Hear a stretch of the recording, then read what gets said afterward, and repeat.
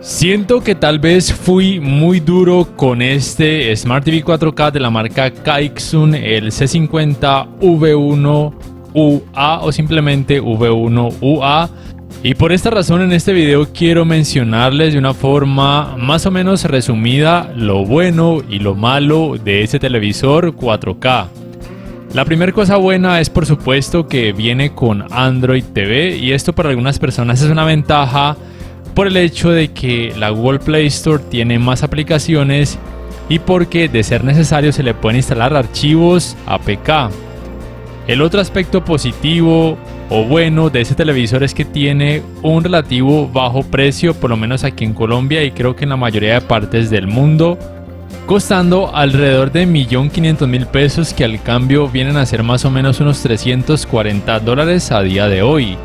Y junto con ese aspecto positivo viene el hecho de que aquí en Colombia ofrece 2 años de garantía, lo cual es un año más en comparación, por ejemplo, a marcas como LG, Samsung o Xiaomi.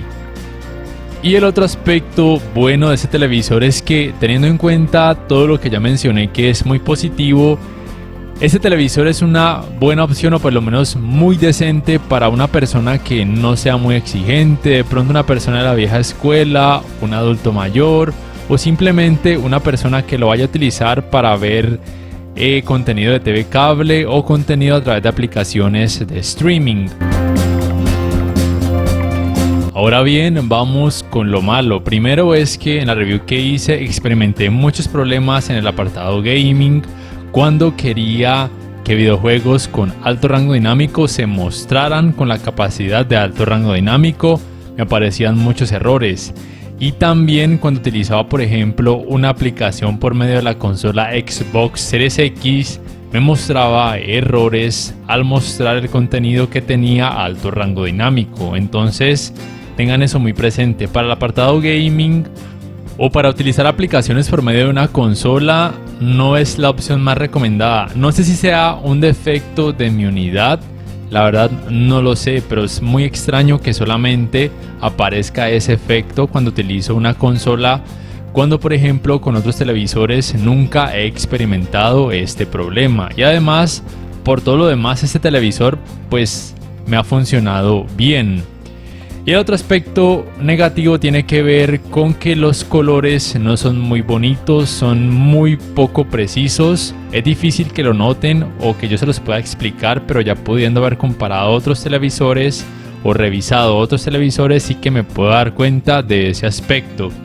Y lo otro es que por lo menos aquí en Colombia el servicio de garantía de esta marca aparentemente no es muy bueno. De hecho ya me he intentado contactar con ellos y hasta ahora no he recibido respuesta y ya van casi 2 semanas, es muy demorado, entonces tengan eso muy presente.